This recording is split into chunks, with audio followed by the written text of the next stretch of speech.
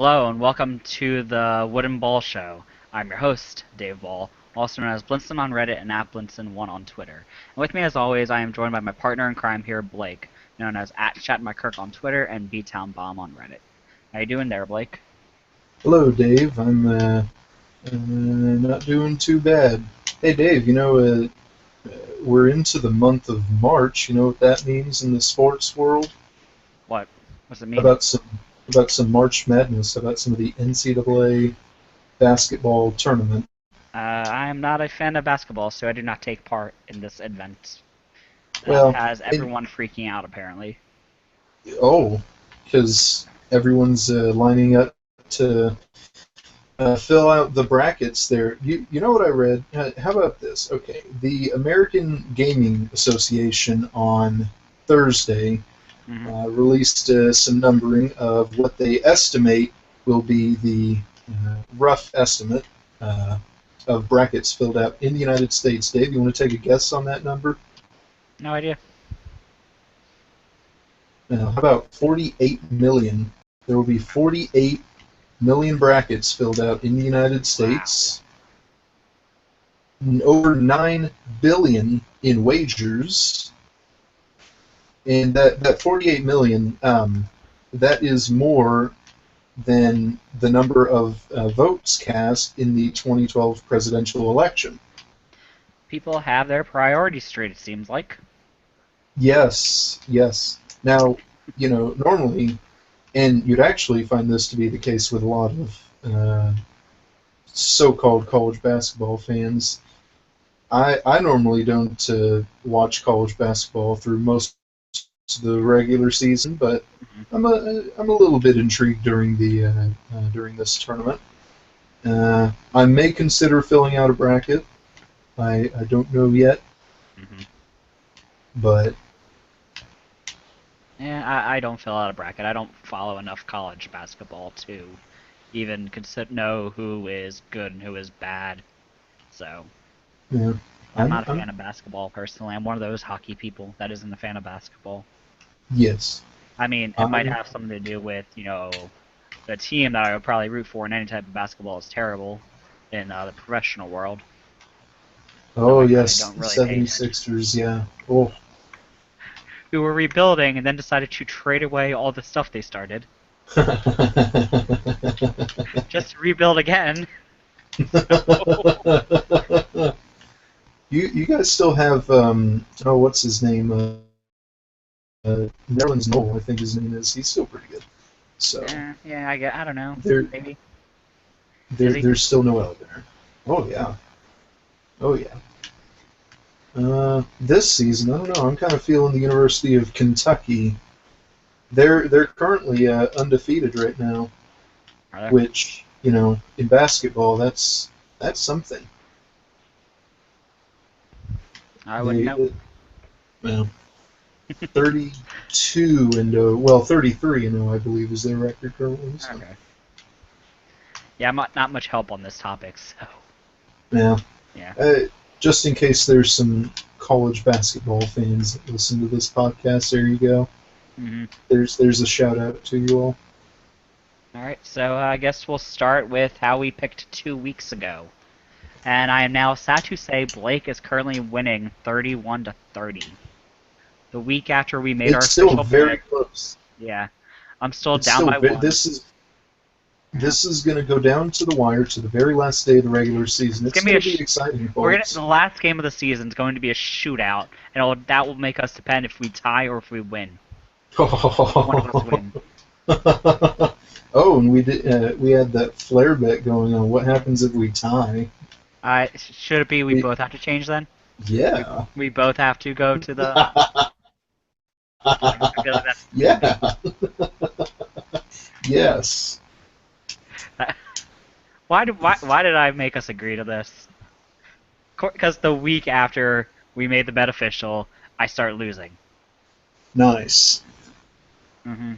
Anyway, the first game of the night was Buffalo against Florida, and for some reason we both picked Buffalo. Oh right, that was because the game was already in process, and they were up Yes. like 3 goals, and we both picked Buffalo because we thought, oh, there's no way they can screw it up that much.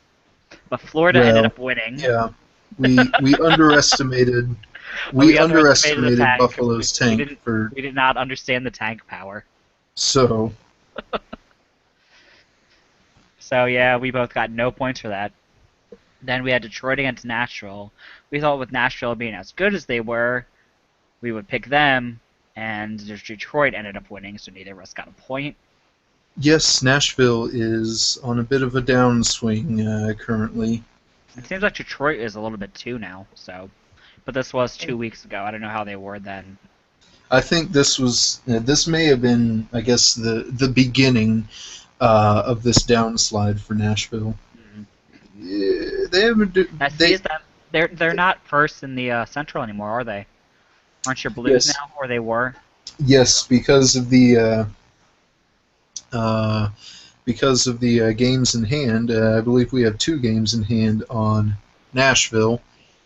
St. Louis, by virtue of that, is first in the Central. Both teams still have 91 points, and I Mm-hmm. believe, I guess, as of today at least, there were 6 teams in the league with 91 points.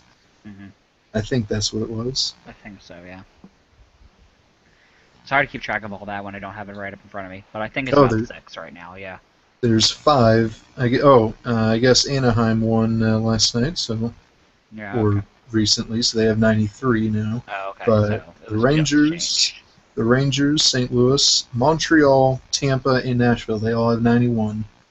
It's weird not seeing Pittsburgh at the top of that list. Yes, Pittsburgh's in Personally, 8th, 88 points, 2 behind the Islanders. I know for the first time since I think like 2007, 2008 or something like that, they were not in the top 3 of their division recently.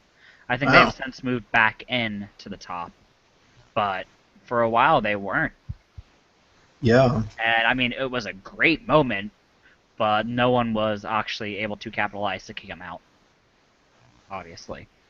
hmm But yeah, it's kind of weird just kind of seeing that they're not at the top, with Rangers and Islanders being better than both of them, it seems, and Washington right behind them. So, it's, yeah, interesting kind of season going on this year with Oh, yes. teams being better than anyone thought they would be. So, anyway, the next game after the Nashville Detroit was Carolina against the Islanders, and both of us predicting that the Islanders were going to be a good team, but Carolina ended up winning it. How about 2 power play goals by Carolina in that game? Both in the second period. 5 goals were scored in the second. Well, it was tied at 1. Mm-hmm. Jay McClement tied it after 1. And 5 goals, 2 power plays, one by Justin Falk, the other by Mikhail Jordan. And 4 of those 5 were scored by Carolina in that second period. That second period, so Mm-hmm. that was big for them. Yeah. So it's kind of amazing with Carolina. They're actually a lot better than their score, than their like uh, standings show. Because if you watch them, they're actually not a terrible team. They just had, I guess, a terrible early season. They haven't really been able to claw their Yeah, way back. yeah. But The Carolina Hurricanes recently, as of the past couple seasons or so, they're not they're not bad enough to get high draft picks, but they're not good enough to make it into the playoffs either. weren't they top 5 last year? Last season, I don't believe so. I will look that up as you continue talking. Uh, Carolina Hurricanes. No, 2015 or 2014 NHL draft. They were top 7. Sorry, they picked 7th. hmm So that's a pretty high draft pick, though. If you think about it. But Well, yeah. it's still not it's still not what is desired. Mhm. I mean, it's kind of weird looking at who were the top like 7 picks last year, because you have Florida who picked first, who was in a fighting for a playoff position. The Hmm. Sabres, who are tanking, the Oilers are the Oilers. The Flames are in a playoff, like fighting for the playoffs. Islanders are fighting for the playoffs. Canucks are fighting for the playoffs. It's amazing how quickly this has turned around. Yeah. But I guess that's hockey for you. Everyone kind of made the off season work for them and kind of got better. It seems. Yeah. That just kind of shows how great of a draft last season was.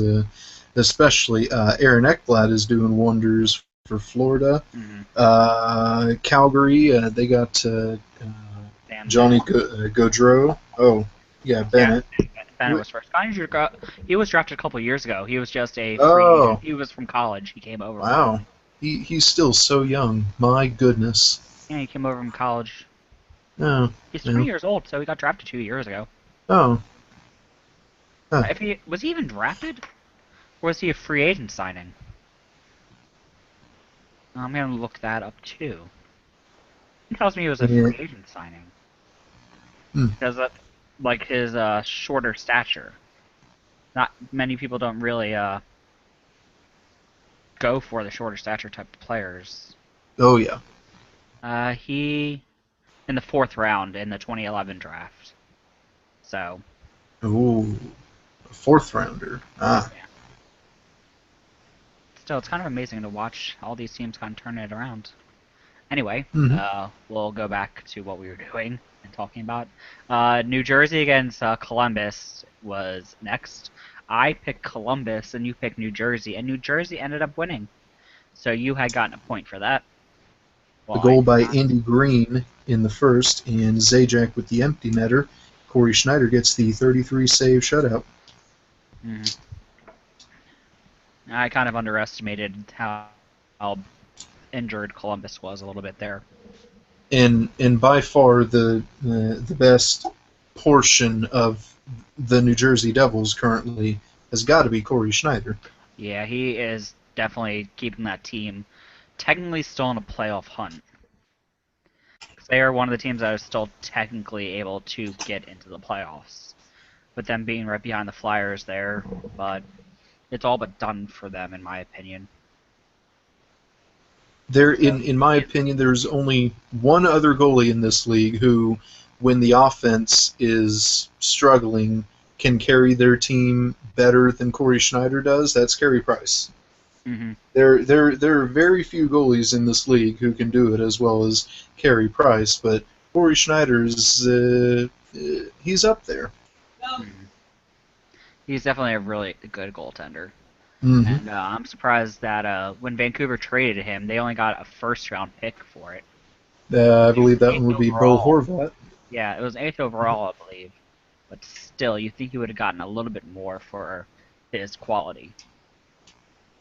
But yeah, that yeah. So the next game was Arizona against Boston. I picked Arizona as the upset pick because you have to pick an upset pick, and you picked Boston, and Boston ended up winning. The And only you goal got by Arizona scored in the third period by Martin Erat. Lucic, Marchand, Bergeron, and Chara. Chara on the power play. The goal scorers for Boston. yeah. So you're currently up 2-0 at this point of the rundown, and this is kind of the point where I'm starting to see my bet going to a loss. Mm.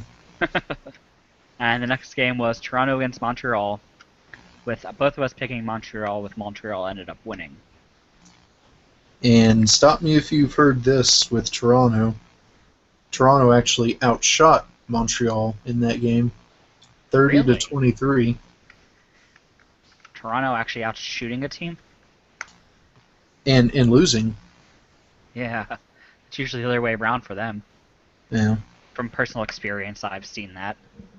And in that game, Manny Malhotra scored his first goal of the season. Mm, 5 minutes into the first period, or yeah, okay. The next game was the Rangers against Philadelphia. I picked Philadelphia because I'm a homer, and you picked New yes, York Rangers because you probably were thinking logically. And no, Philadelphia, though, probably ended up winning. yes. That was a great game to watch, and it gave a lot of us hope for the playoffs if we were able to beat a very good New York Rangers team. The the game was tied at 1 after 1. Matt Reed for Philadelphia, JT Miller for the Rangers. It was tied at 2 after 2. John Moore for the Rangers, Michael Raffle for the Flyers. However, it was all Philadelphia in the third. How about a shorthanded goal by Michael Del Zotto, his eighth of the Mm. season, and Wayne Simmons with the empty netter. And for the Michael Del Zotto goal, I'm pretty sure he only knows one move, and it is to go down the left-hand side of the ice and then shoot it far side top corner. That is how almost every single one of his goals have been scored this year. Oh, yes. And I have to say, he's hurt right now, and I think that is the reason we're having such trouble scoring goals now, because he is such. I know it's weird for Rangers fans and for Predators fans to hear this, but he is such a good uh, defenseman for us this year. He's one of our best, and he's in the.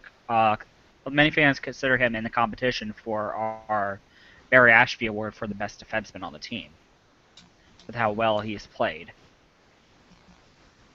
And I just hope, since he's a restricted free agent this year, we're not 100% worried we're not going to sign him again. So we really really want him back here. It's kind of amazing to think after how he was kind of disliked in New York and then in Nashville for his play. So the next game was Minnesota against Colorado, and we both picked Minnesota with Minnesota and Minnesota ended up winning. It was certainly a goaltender duel there. I believe Varlamov versus Dubnyk was the goalies there. And Colorado actually outshot the opposition. 30. Oh, I just lost it. 34-32. Mm-hmm. However, goals by Holla, Fontaine, and Pominville, one each in the three periods, put Minnesota, gave them the win there. Mm-hmm. Yeah, so Minnesota actually has turned it around this year a lot ever since Devin Dubnyk joined their team. I think he's started what is it, at 36 games straight now? He started. I know it's a relatively high number, and he set a record with it. But he has been outstanding for them. However, you also have to consider this: the Minnesota Wild's defense is returning. It's the full thing. It's there. Could it be that for the most part, Devin Dubnyk could really just be benefiting from that? That's something I think people would have to consider there. But you also have to remember they've had Nicholas Backstrom, who wasn't benefiting from their defense. Josh Harding, after he hasn't played since he broke his foot kicking a wall, and who's their other goaltender? Kemper. Kemper. He wasn't benefiting from them playing like that. What's Devin Dubnyk doing that they weren't doing? Mm-hmm. Because everyone thought they were all better than Devin Dubnyk because how he's been bounced around so much. And with him probably having a lot of bad habits after playing in Edmonton for such a long time. So it's kind of amazing. They were really far out of a playoff spot at one point. Dead last And in the Central Division, yeah. yeah, now they have the first wild card spot. Fighting for they could make a run to the Central Division. Doesn't look as they are 5 points behind Chicago. But if you threw them into the Pacific, they would be second place, it looks like. Mm, yeah. So they've turned it around a lot there. And I personally think it's because Devin Dubnyk came in and solidified their goaltending. Yeah. Anyway, the next game was St. Louis against Edmonton. And surprise, we both picked St. Louis, with St. Louis winning. It was only a 2-1 game, however. The Blues looked rather sluggish in that game. They did outshoot Edmonton 27-22. Hmm. They did win 2-1. However, for the most part, most of the team looked sluggish. By far, the best player Hmm. on that team, the best skater on that team was Paul Stastny. Got a goal and an assist. That whole line in general, the Stastny, Yashkin, and Berglund line, was by far the best line in that game. Hmm. Okay.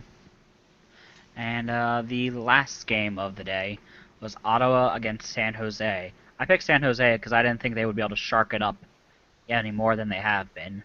And you picked Ottawa because you wanted to do the upset pick, though I guess with how Ottawa was playing, it wasn't really an upset. Yeah. By But virtue Ottawa ended up winning. by virtue of, I believe, still San Jose having more points than Ottawa, Hmm. then that's how I classified it, an upset pick there. Yeah, okay. But yeah, Ottawa ended up winning, making you have 6 points on the day with me having 5. No, 4. That's how you were beating me. But yeah, Yes. you got were first time slightly better than me at this.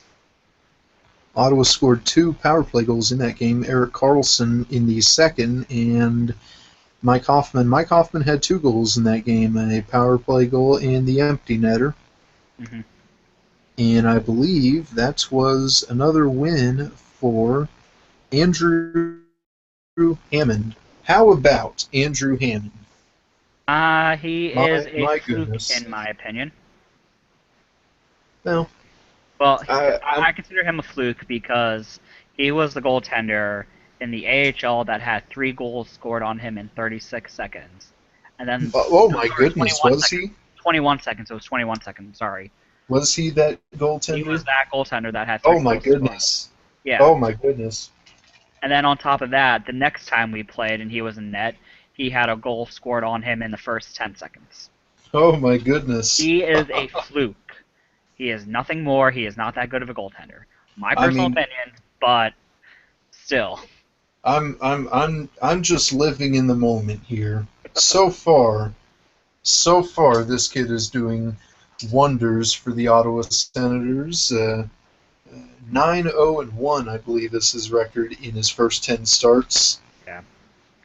But He's putting up records in terms of goals allowed in those 10 starts. The last time we've seen a goalie play this good in the NHL in his first 10 games, we didn't even see it. It was way back in the 1920s. really. Oh yes, there was a particular graphic of that posted on our hockey. I will look that up while you continue to speak.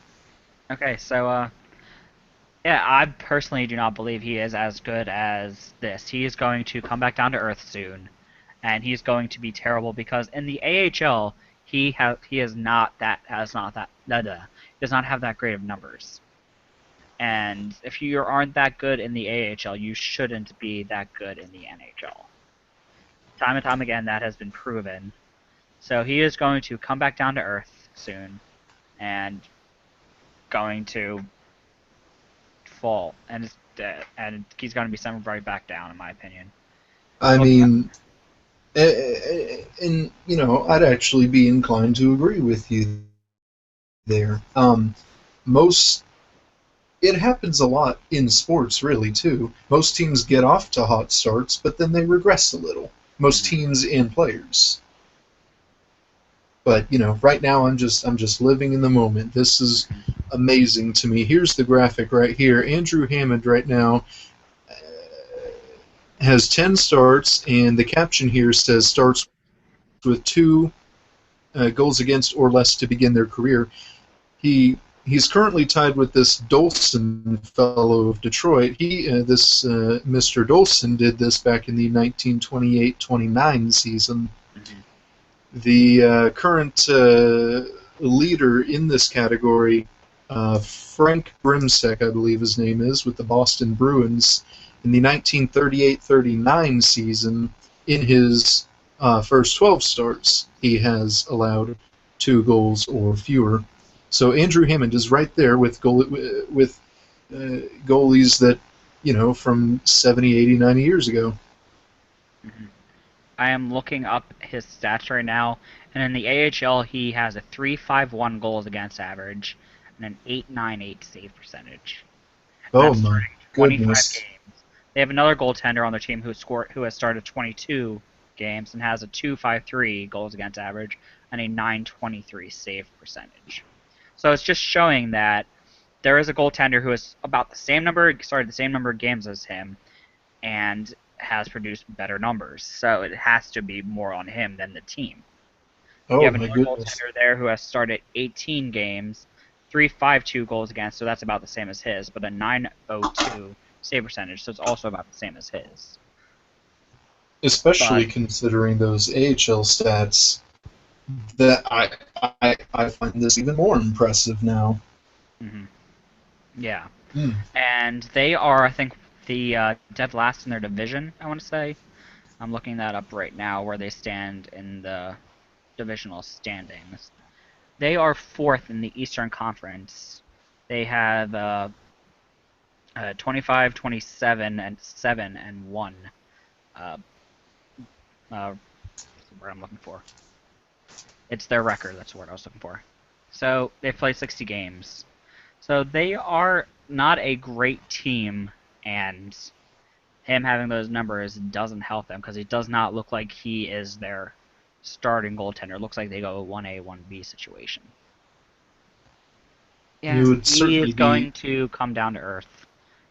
And Still, though, I think it'd be very interesting to see what occurs with him in the off season. yeah, because they have Anderson who's signed for a couple more years. Then Leonard, is that their other goaltender? They do have Leonard, yeah, though lately it seems kind of weird with Leonard. Is he backing them? Is he backing up Hammond right now? Or is he hurt too? Let me look that up. Yeah, no, it looks like Craig Anderson is backing up uh, Hammond. I just wonder with Robin Leonard hurt. He has a concussion. That's why Robin Leonard has not been playing. But yeah, it looks like I have a feeling Craig Anderson's going to start getting more starts for them. But who knows? We'll see what happens. They are in the midst of a playoff run, so they might go with the hot hand. Oh yeah. So, okay, looking under the next topic, I guess we'll head into. We wanted to talk about the Flyers Blues series. So, do you want to start on that? And I wanted to mention to begin, and I believe the Flyers television people brought this up too after the last game.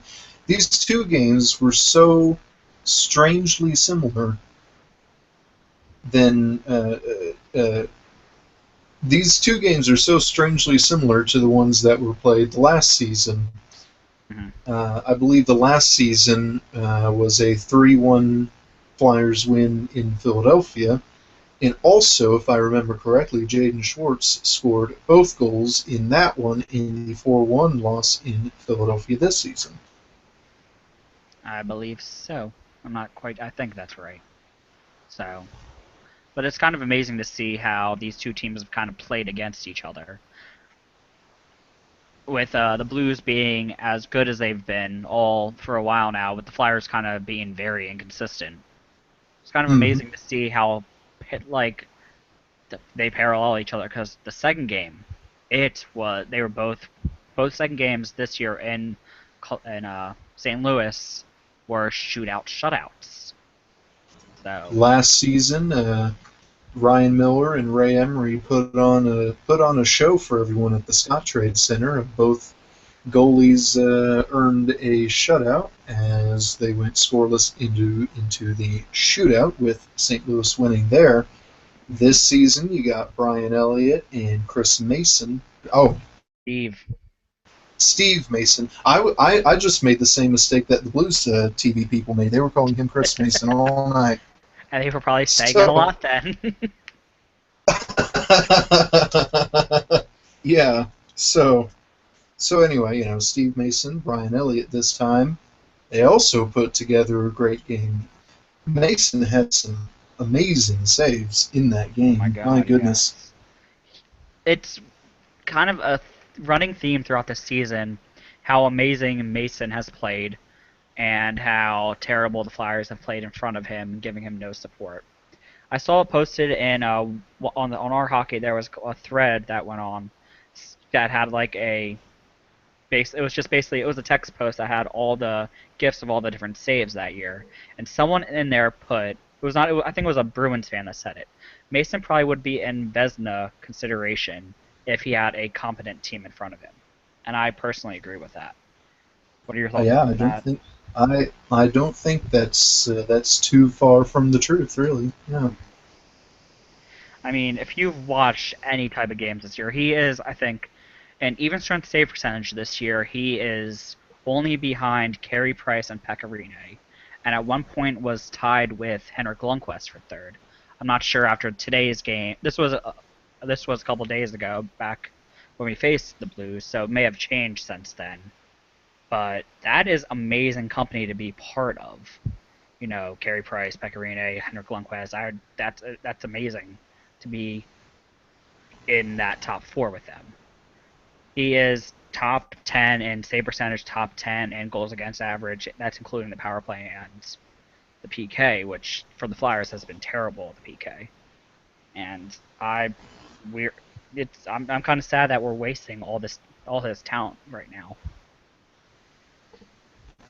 But yeah, Brian Elliott's on the other hand, on the other side of the ice there. He hadn't been doing too bad this season. That shutout against the Flyers there tied him for the club record in shutouts, which was previously, or I guess is still held by Yaroslav Halak. really. Oh yes, yes,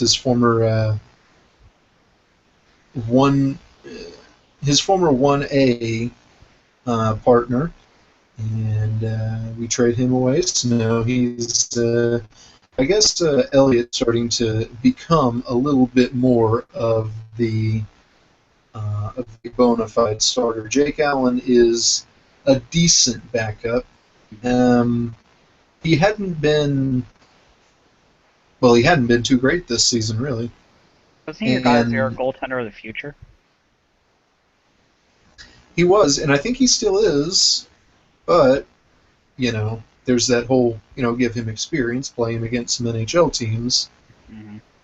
And by that, I mean don't have him play in front of a tired team on a road back-to-back against Vancouver. That's not what I mean by giving him experience. Kind of baby steps. Have him play a game against Buffalo, and then Edmonton, and then Carolina.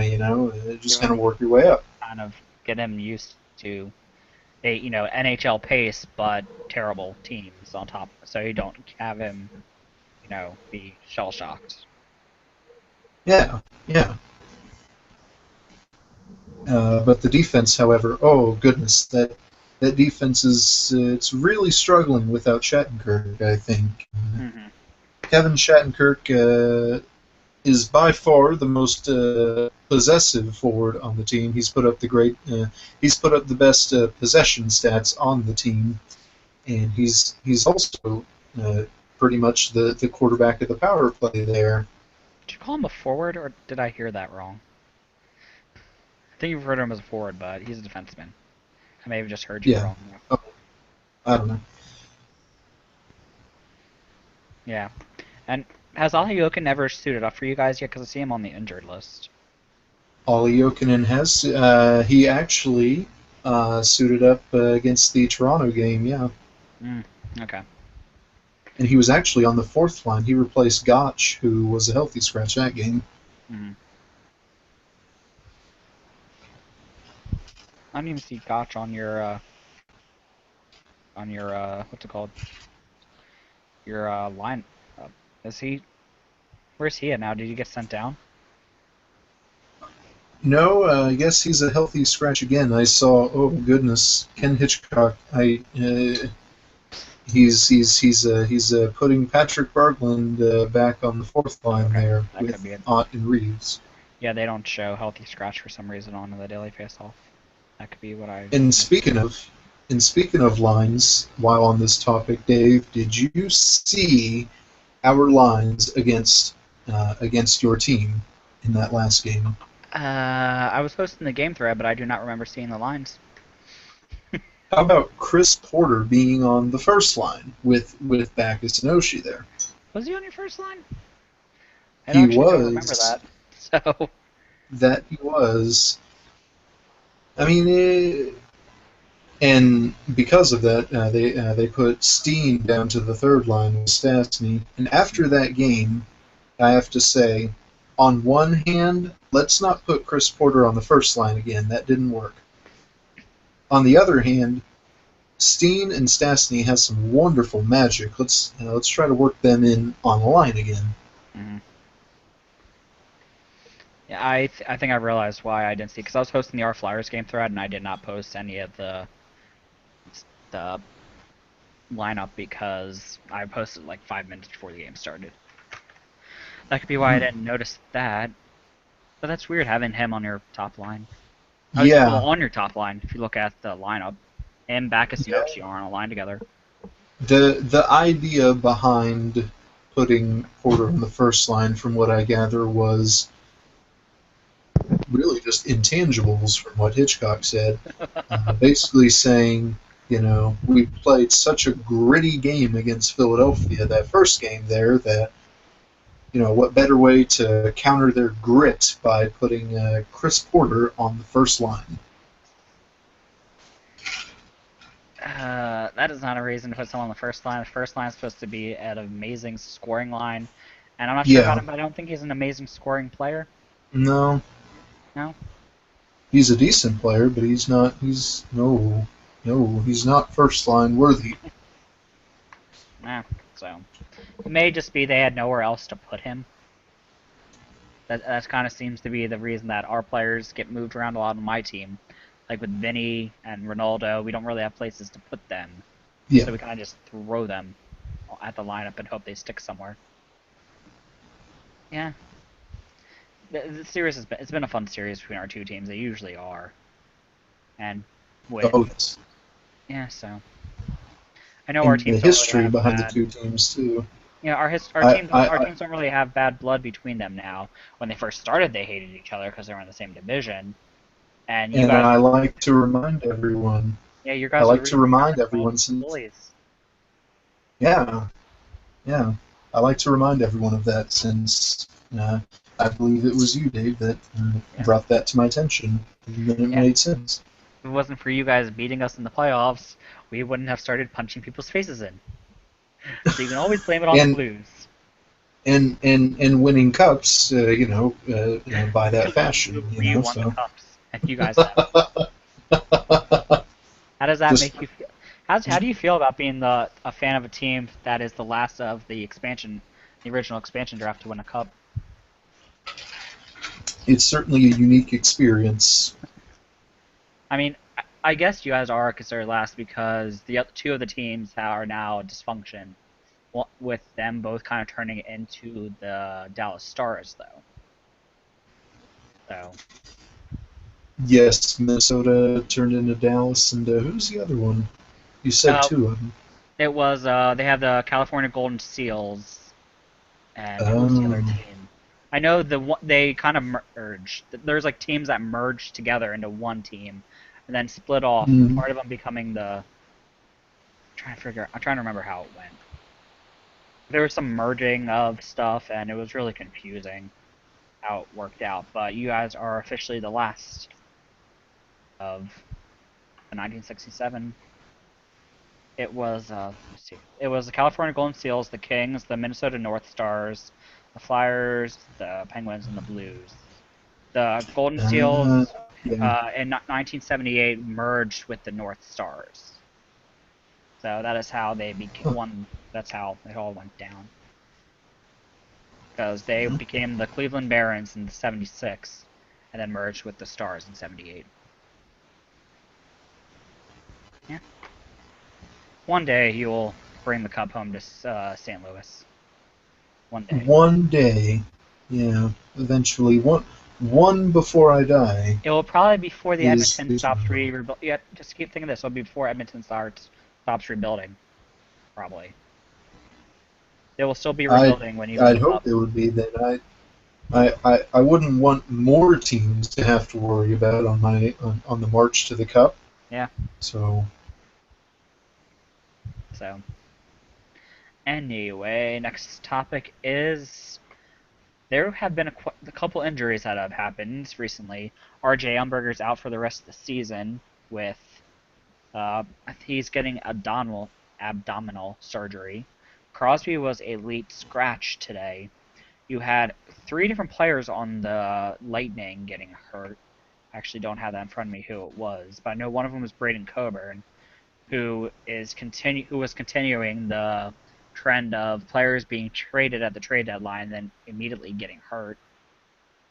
mm, Because I know that's been happening a lot with all the traded players. especially this season too. Mm-hmm. Uh, like the Kane trade, for instance, Evander Kane was already on IR, and then Zach Bogosian got injured in his first couple games for Buffalo. Mm-hmm. Yeah, it's kind of weird to see how all this has happened. I don't remember who of the Tampa Bay players got hurt, but I know it was three players in the same game against Montreal. I think it was they got hurt. Oh Braden dear. Coburn and I forget the other two. Let me look at their line combinations. See if they have it there. Currently, it was Braden Coburn, Palat, and Cedric. How do you say that last name? Paquette. Paquette. Paquette. Hot Paquettes. Yeah. Both of them, I think, got hurt along with Coburn on the same day. So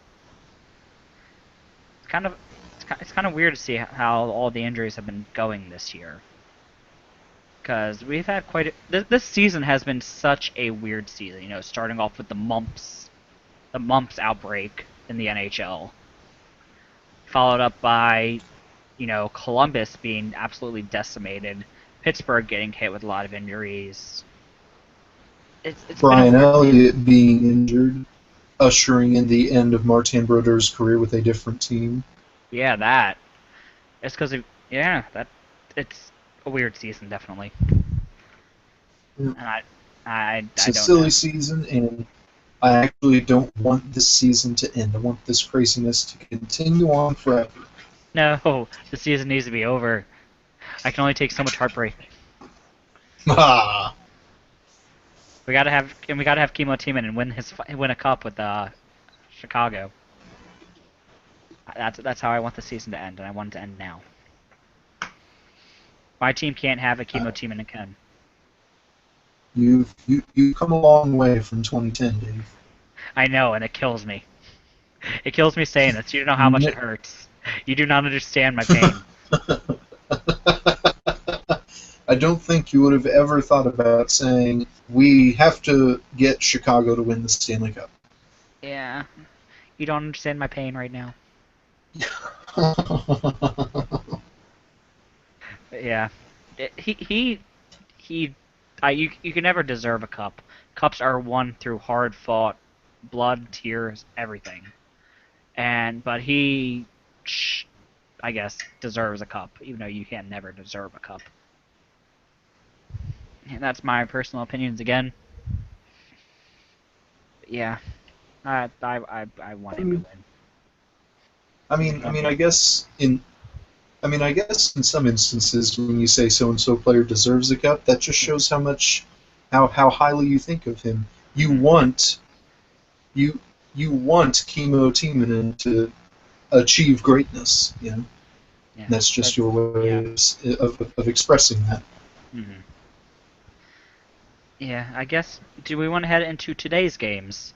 Two of them have already been completed.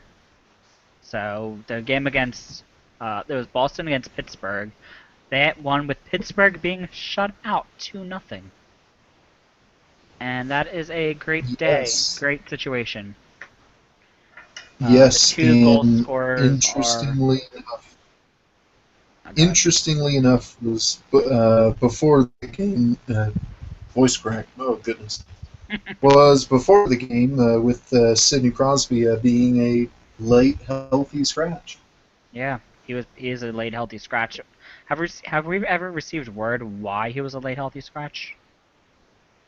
Not yet. This game only concluded what, maybe Uh, half it hour ended about an ago or hour so. ago. It, It ended at like yeah, 3:34. it, So yeah. There's there's yeah, still time to kind of wait, figure it out. yeah. So we'll see about that. But it's kind of yeah. I'm very happy that the Pittsburgh was silenced, even though I technically should be rooting against Boston because we still technically have a chance to get into the playoffs, even though everyone knows the Flyers are done. But yeah, I'm happy that the Pittsburgh. I'm happy for a Pittsburgh loss. The two goal scorers, as you were about to say, Dave, Right, are Milan Lucic with David Pastrnak and Dougie Hamilton getting that was assists. his 15th of the season for That happened Lucic. at 9:53 of the first period. Then you go all the way until 1922, I mean, of the third period with Zdeno Ocharia getting an empty net goal, his seventh of the season, with Gregory Campbell getting his fifth assist of the season. No, Gregory Campbell. That's a name Soupy, that yeah. yeah, soupy. Yes, and a rarity, I think. I I don't see it happen this often. The two teams tied in the shots on goals. Both ended with 30. Yeah. Pittsburgh definitely had the loss of Crosby on there. I know Malkin wasn't there for a little bit. He had gotten hurt during the game, but ended up coming back. With him ending up playing, how many minutes was it? He played, wow, only 4 minutes and 15 seconds. My goodness. Yeah, his time on ice was only 4 minutes. Wow. He must have left again. Oh boy. And I'm telling you, without Pittsburgh's top line there, oh, Without, Crosby and Malkin, they do not really have a team, in my opinion. They're not a very deeply built team to withstand the loss of those two. I in mean, my opinion, they should follow the Islanders model this offseason. yeah, but look at the GM they have though. Will he be able to do that? Oh He wasn't able to yes. do it with Carolina. Will he be able to do it with Pittsburgh? But yeah, I mean they have David Perron. They have Chris Kunitz. You would think they'd be able to, I guess, kind of shuffle through with goal scoring. With Yeah. Letang there also, Hornquist, but they weren't really able to do it without the two big names there. I mean, I believe Chris Kunitz, he might be getting disciplinary situation for kneeing today. Oh dear. Because I know he had a kneeing penalty that was posted. I saw the gif of it on Twitter. I mean, it's probably not going to be uh, it's probably not going to be looked at because it didn't look that bad. In my opinion, he didn't get thrown out of the game for it. He played 20 minutes, so. But it's kind of they're they're going to miss Crosby and Malkin, definitely. Oh yes. Anyway, the other game of today, it was Philadelphia against Detroit inside Philadelphia, where, fun fact, Detroit has not won since the 1997 Stanley Cup Finals. Oh my goodness. They are they were 0-9-0 going into today's game, and they leave it 0-10-0 with Philadelphia winning 7-2. Lighting up Jimmy Howard Mm-hmm. like a Christmas tree. Who I think was actually in for every single goal. Oh I don't my. think he got pulled. Oh boy. Yeah, looking at it, he was the only goaltender. He played a full 60 minutes, so he did not have a good save percentage. It was 806, and his goals against average was obviously a 4 because he played No, it was a 7. Sorry, goals against average was a 7 because he played the full 60 minutes. And yeah, he did not have a good game, saving 29 of 36 shots. He got the loss. And I get more of the story of the game though is who scored for the Flyers.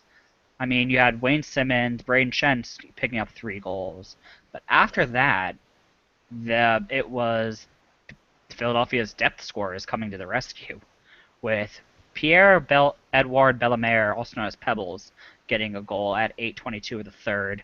Matt Reed getting his 7th of the season at 16:40 of the third. That was a power play goal. And then you have Zach Ronaldo getting 17:18 of the third, getting his first goal of the season.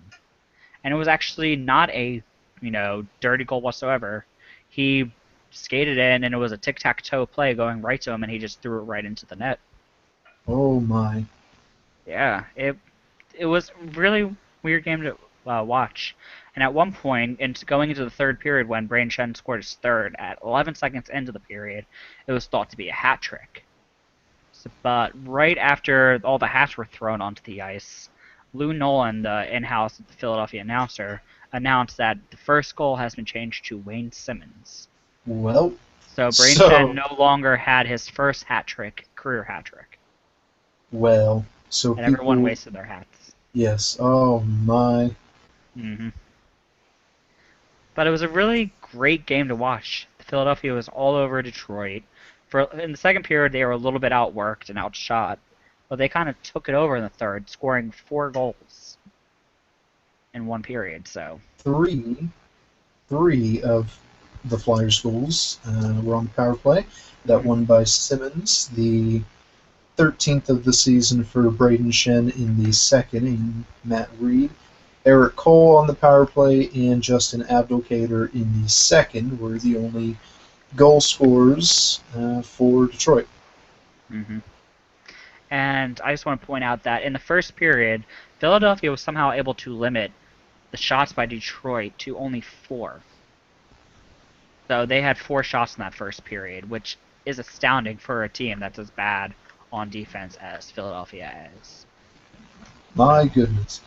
And Philadelphia did get the most shots on goal in the game, outshooting Detroit 33 or 36-33. Yep. And they also had 4 power plays, and they scored on 3 of them, as we pointed out. They won the hits game. They lost the face-off wins, which doesn't happen that often for Philadelphia. They are normally one of the best. I think they're one of the best face-off teams in the NHL. So, yeah, it was. It's kind of a. It was one of those games with Braden Shen getting the first star of the game with his 2 goals, 1 assist, 3 points overall, and 17:06 time on ice.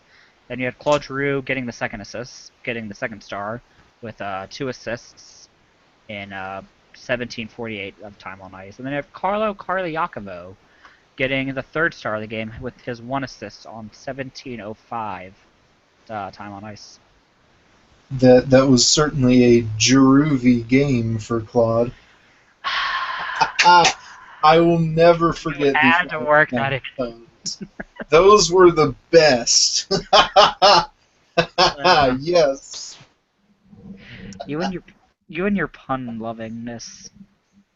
It's gonna kill me one day. You know that, Blake? It's gonna kill me. I hope not, because being your co-host is sensational. I hate you. I hate you so much. Yes. You're not amazing at all. Oh, well, I still choose you. So. Why are we doing this? We gotta go straight on to the next topic. Yes, let's read into this next topic here. Let's read. I'm out of puns. I'm out of puns. I'm out of puns. Yeah, I'm good. I'm good. I'm good. That was all the pun output I had for today. So good. I wasted it early. Anyway, nice. going into 2 days, other games today, because we already kind of covered the first 2. We have a game going on right now between Chicago and San Jose. They're both tied at the end of the first, 1-1. So I guess we'll San quickly make. Jose Yeah, go ahead. is leading in shots 14-9 at the end of one. Patrick Sharp opened the scoring 6:03, his 11th, with assist by Antoine Vermette and Seabrook. And Melker Carlson, he has 12 goals this season, just a rookie. Pretty good season, pretty good rookie season for Melker Carlson. And his assists were by Pavelski and Irwin. That was at 16:49 of the first, tied at 1 in the first intermission. Okay, so heading into the next game, it's I guess we should pick who we're picking first. I'm Yes. picking Chicago. Who are you picking? This one's going to be an interesting one. Chicago's kind of iffy right now without Kane. And, San Jose is San well, Jose. yes, San Jose has been perpetually iffy.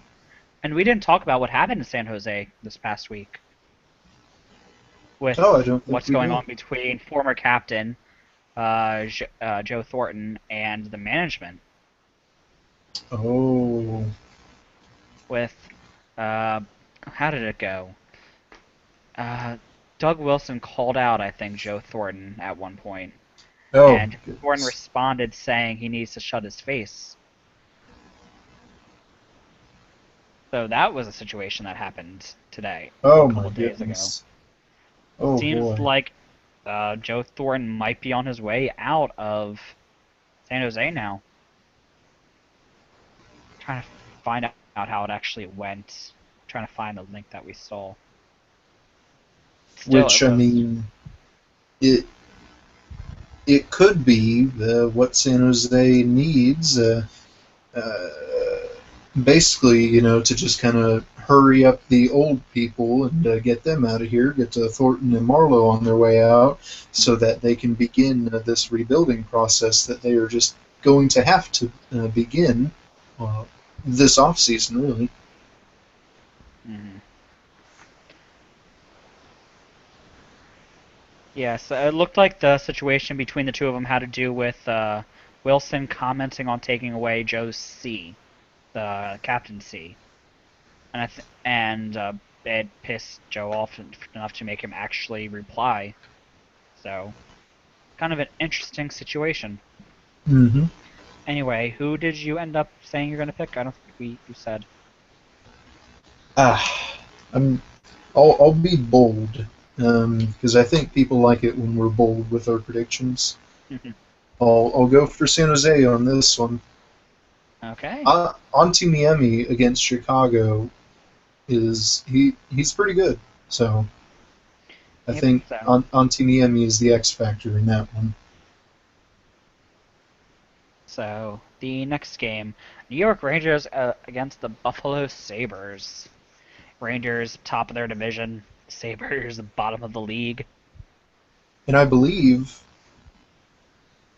Henrik Lundqvist is still out with injury for the Rangers. I believe so. Let me look that up quickly. See. Let me just see who's starting for them. I'm guessing so because I do not know who their goaltender is. Maxine Skapsiki, I guess. I don't. I do know he has been backing up Cam Talbot. So Yeah, I'm guessing eh, Henrik Lundqvist is not back, but he's mhm. facing the goaltending black hole Anders Lindback. Yes, So and Cam Talbot has just been working wonders for the Rangers so far, mhm. Everyone was kind proving of worried he's that he wouldn't be able to pick up the starting role slack, and he's done phenomenal for him. he's proving to be one of, if not the most, or the best backups in the league. I mean, Yeah. having to carry the New York Rangers with Henrik Lundqvist out, that's a pretty big task. I mean, the Rangers are playing great hockey now, though. So it's probably Mm. not as terrible for him as many people are like thinking it is. because he is a fairly, they are a fairly decent team.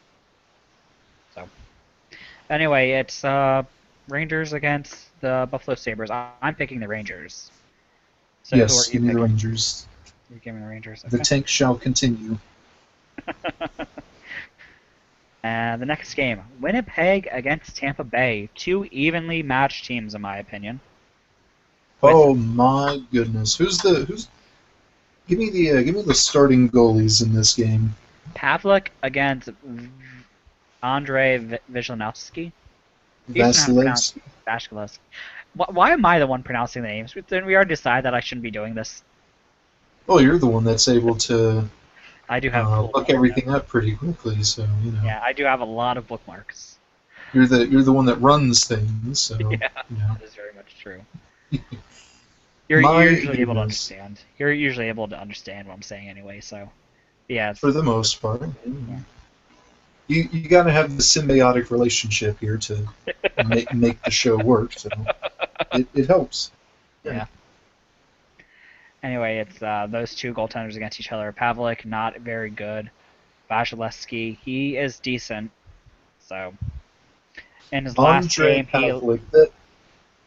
Oh my goodness, I that last game against the St. Louis Blues, the game in general was right just that game. all pants on head crazy. The Blues enter the third period with a 4-1 lead, and Winnipeg scores 2 goals in 11 seconds, and then Blake Wheeler ties it shorthanded. But then with I think it was maybe a minute and a half left or so, Barrett Jackman from center ice just kind of throws it there on net and goes past Pavlik glove side there, and Mhm. that was the game winner. Yeah, watching it kind of looks like Pavlik lost it in the crowd. Because, trying to track the puck when it's up in the air, level with the blackness that is the crowd, like all the darkness that is the crowd, it's kind of hard to Oh carefully yeah, watch the puck. And it that looks yeah that like is a he good lost point. track of it as it was unfortunately going in on net. So, That is a good point. It really didn't look to me like he. I don't want to say made an effort, yeah, it but looks like he didn't see it, is what I got y- out of how he yeah, moved. Like, he didn't move until he registered at the last second where it was, and he just couldn't move fast enough, it seemed. yeah, yeah. That's how I got out of it, and it's very unfortunate because of how hard Winnipeg fought to get back into the game. Oh my goodness. Hmm. Yeah. If that's the game that ends up losing the playoff bid for Winnipeg, that oh my, I'm I'm rooting hard for Winnipeg now to make the playoffs Aren't they because in your division? they are, but still because we wouldn't have to play Chicago in the first round, Hmm. and B that would just be awful if that was the case Yeah. So because we've already everyone's going to point to that basically, game. yeah, So everyone's gonna want to watch that. oh yeah, oh yeah. But anyway, yeah, we got off Looking at the topic there playoffs for a right now, it's bit. kind of actually a very interesting situation. But yeah, we are off topic. And who The are you Eastern picking? Conference playoffs. Holy cow! If the playoffs started today, the Eastern Conference would be wild. Yeah, it is Montreal against Boston, Tampa Bay against Detroit, which there isn't much there. New York against Yeah. Washington, who have faced each other the past 4 years, and then New York Islanders against the Penguins. Like Holy this it's a cow! very good situation going on in Eastern Conference. That is must-watch hockey. Holy And cow! the West isn't actually that bad either. St. Louis against Minnesota, Nashville against Chicago, Anaheim against Los Angeles, and then Calgary against Vancouver.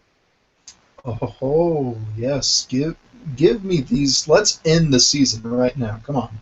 Like the playoffs are actually a very interesting situation going on right now, in my opinion. Oh my. It's divisions against divisions basically, and it's beautiful. Yeah, yeah. It works. Yeah. Yeah. Oh yeah, but anyway, the game. Well, you have that for Winnipeg, and Winnipeg is also out Little and Bufflin and Mm-hmm. Perot, Oh, are so they? they have Yeah.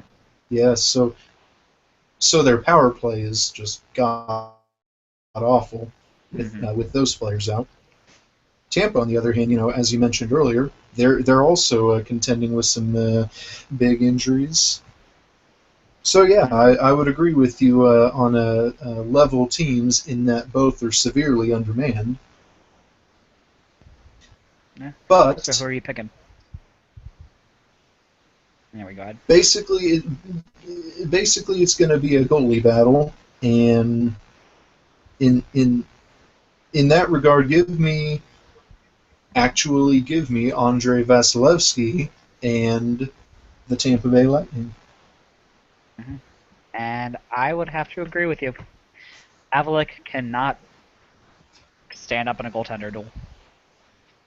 I have to agree with your point Yeah. there. So, and since they're both severely undermanned, and you have Stamkos, like if you look at the starting lineup, Winnipeg's stars have been hit more than the Lightning's stars have, and you can never count out Steven Stamkos. Oh yeah, and most of Tampa's forward group, they're still healthy. Mm-hmm. So you can never count out anything going on there.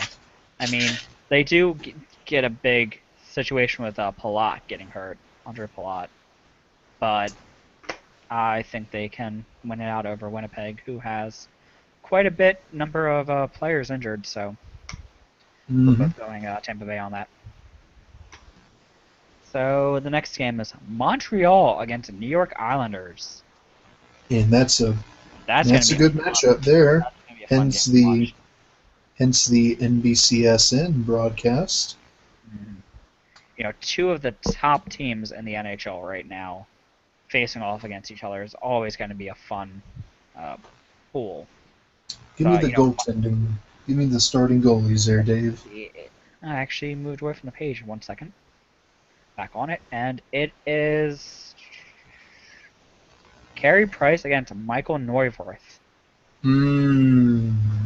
Yeah, so it actually might not be. It's not the goaltending Yeah. matchup that we thought it would be. And I would have. I mean, unless the Islanders played yesterday, Let's which see I if don't they know, but did. Uh, they played against Ottawa yesterday. yes, they probably I Why would based you on this, I pick assume they. Halak to go against Yeah, the Senators instead of against Montreal? I mean, honestly, I would think that Andrew Hammond might have something to do with that. Yeah, true. But the all you got to do is just hope that Tavares and and the rest of the Islanders forwards that they can get something past Carey Price. Mm. But other than that, uh, after receiving this news, I just have to go with Montreal here. And I would have to agree, you cannot beat Carey Price that easily, especially when you're not If it starting was your all-star goaltender. Yes, if it was Halak versus Price, I would have just a It would have little been a bit lot of tougher. difficulty picking that one. Yeah, it would Yeah. have been a lot tougher to pick. Yeah, we're both taking Montreal. We're actually agreeing a lot today. So far, out of the Hmm. 4 games we picked, we only have one difference in the Chicago-San Jose series. But anyway, the next game is Florida against Carolina. With Florida missing their starting goaltender in Roberto Luongo, and they're starting Dan Ellis today, because I think they're Oh, also still missing Montoya, and who's in for Carolina? Cam Ward. Oh, Yeah. So well, Dan Ellis is not a good goaltender, and I'm just not sure he can do it. I'm actually nah, going with yeah, Carolina on this. yeah. Give me Carolina. And the sad part is I'm not considering this my upset pick of the night either, because they're, in my opinion, the two teams are more evenly matched than the standings predict. So, Hmm. yeah, anyway, the next game is Toronto against Vancouver. With Toronto likely starting Jonathan Bernier, it's not confirmed yet, and then Eddie Lack starting for the Canucks. Eddie Lack so far, I think, has been kind of iffy. Yeah, he has I not think been so. the starting goaltender they want him to turn into. Yeah, not And is quite Ryan yet. Miller still hurt? Still, he is. Yes. Okay, so Hmm. yeah, it's kind of a he's not the goaltender they want him to be right now. Like they technically were turning the team over to him after trading away, Roberto Luongo. So, but Yeah, and they still don't seem to have done that yet. So, yeah, I mean they brought well, Ryan but Miller in for 3 years. yeah, but they're still giving them time, which is a plus. They're not Yeah. rushing it. hmm So, who are you going to pick for this game? Ah, I'm making yes. my upset pick of the night on this and picking Toronto. Oh my! You have to explain your reasoning for this one. I just have that gut feeling. That's all it is. I always go with my gut feeling. I don't know why, even though I'm probably wrong. But Oh I'm my! going with Toronto. Oh my! And especially considering, well, I guess still without Kadri, who's suspended I thought isn't this two for a game few suspension up games. already? Oh, I'm it not could quite be. sure. I'm not quite sure when it was done. Thinking back on it. Yeah. Now, what intrigues me about that? Also, we haven't discussed that.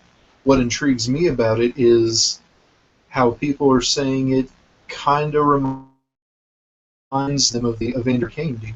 It kind of does. A young star that's kind of being looked like he's being driven out of a team with a very high presence of media.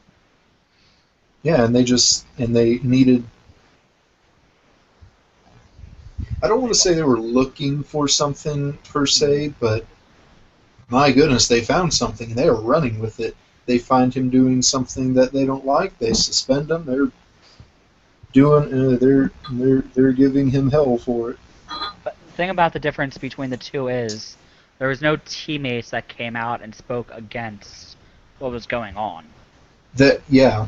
That is the big difference. I mean, you in the Evander Kane situation, you had Bufflin saying this has happened before, but in the Kadri situation, it sounds like he was a couple minutes late, but that has happened before. But I think it was only management that has come out and saying he's been late before. None of the Mhm. teammates have come out and spoke against, Kadri.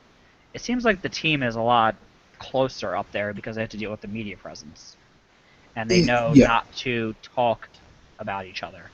I mean, you saw that yeah, recently. The only time, I mean, Phil Kessel came out and defended the whole FNUF loophole situation, which we didn't talk about either. yes. But it's definitely a different situation with them, and I do not think it'll go down as terribly as the Evander Kane situation did. Yeah. Hmm.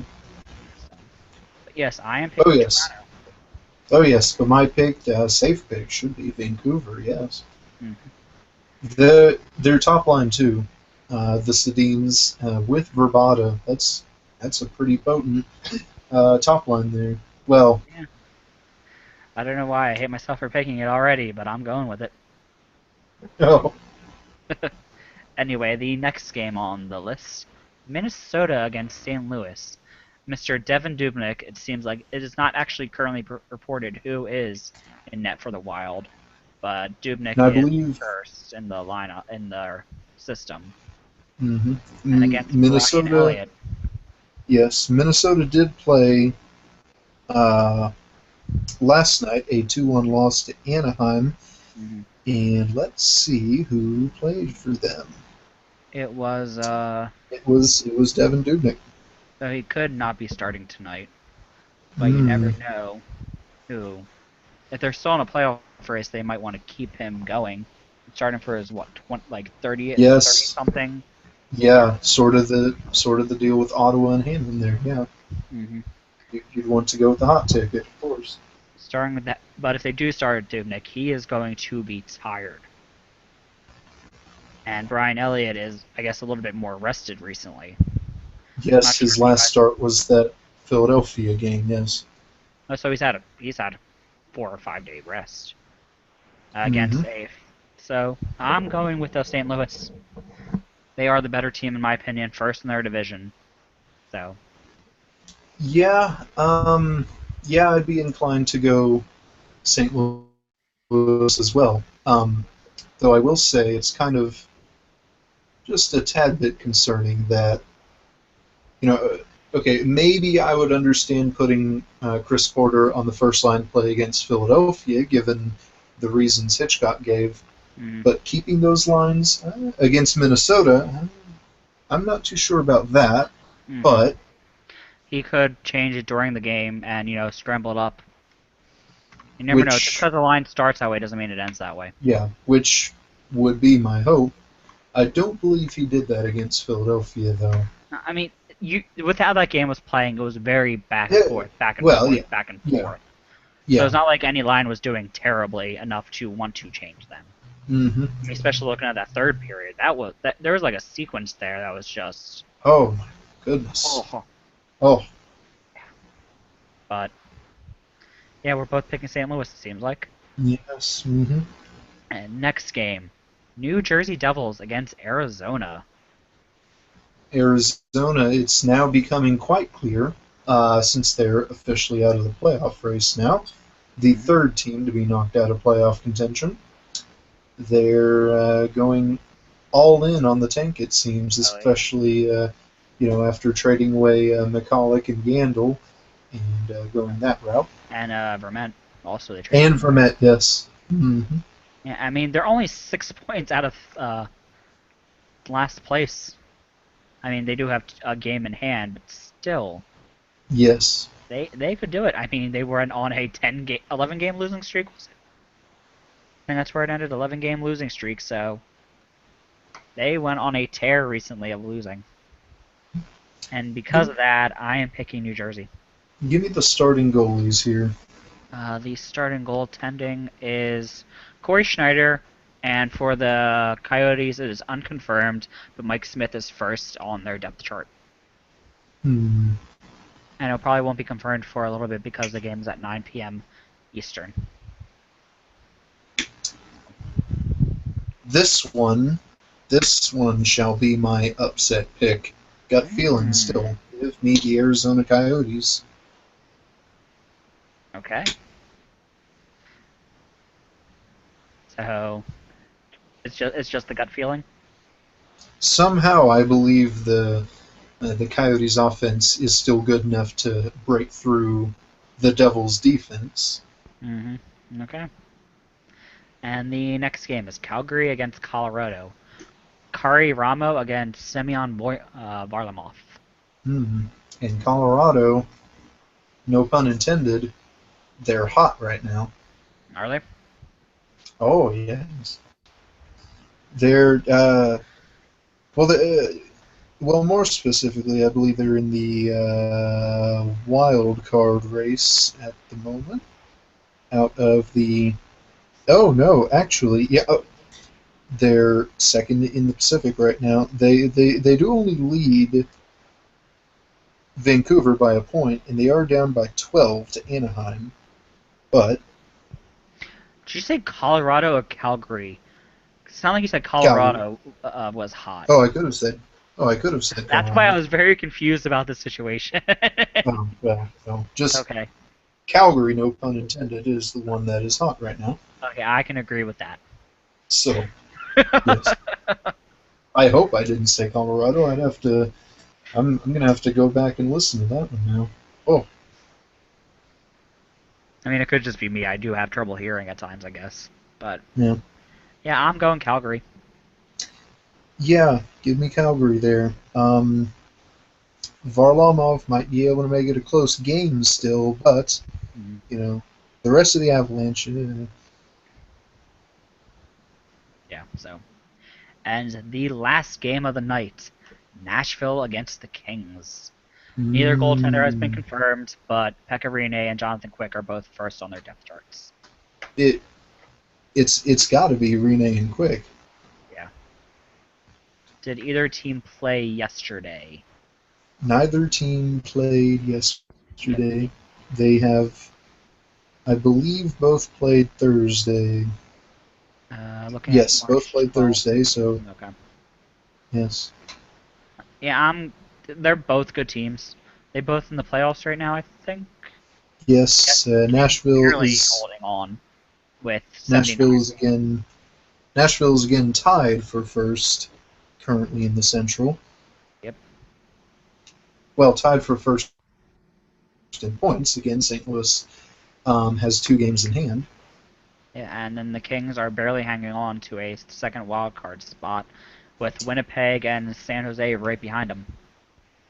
Oh my good! Considering the state of these teams right now, This NHL season Nashville has got is me kind so of. confused. Oh yes, Nashville is kind of sort of on a little bit of a downside right now, Hmm. and maybe LA. They they got really hot just a few like a month ago to make it to the wild card position. Now they're kind of iffy, just kind of hanging around there. Hmm. So actually, I think this should be a really good game. Yeah, it should be a very good game. But that being said, I am going with Nashville. Can't beat Pecorino. I am also, and it again. If it's Rene and Quick, as would be my gut feeling, I would base it on who I think would be the better goalie. Give me Pecorine and the Nashville Predators. Okay, so this week we differ on one, two, three. We differ on three different things. So if I win all three, we tie, basically. Hmm. Yeah. So, Oh, we have a scoring update that would please Dave. oh In the yay, second period, 8:45 into the second period, a power play goal by Duncan Keith puts the Blackhawks ahead 2-1. that does please me. Yes. Okay, so yeah, we covered a fair amount of topics today, and I Oh guess I'll yeah. go into the ending bit unless you have something else you wanted to cover. Well, we certainly ran longer than what was expected. In the pre-show whatnot, we really could only think of 2 topics. Yeah. So, I mean, I did schedule for an hour and a half show, so this is right on time, actually, in my opinion. hey, yeah, not bad. It's only 4:25, so But yeah, so I'll do the ending bit now. You have listened to the Wooden Ball Show with your host Dave Ball, also known as Blinson on Reddit and at Blinson1 on Twitter, and my co-host here is Blake Wood, also known as at ShineMyKirk on Twitter and BTownBomb on Reddit. You can find this show and all of our other shows on our website, ourhockeycast.com. Look on our YouTube page, which is at ourhockeycast. Talk to us on Twitter at ourhockeycast. You can look on our subreddit r/ourhockeycast. You can find us on iTunes at our hockeycast there, and if you look on our subreddit, you can find our RSS feed there. So if you want to use other means of listening to us that is not through iTunes, you can find it there. And I believe I hit every single thing I usually cover in my end game thing. that would be it. Especially the addition of the iTunes and RSS feed there. Yes. That's exciting. Yes. Yes, this show should go up in a. I'm gonna try to get this up onto our RSS feed by 7 o'clock. So it should go to iTunes a little bit after that. All right. So have a good night, everybody, and I hope you enjoy tonight's hockey. Yes.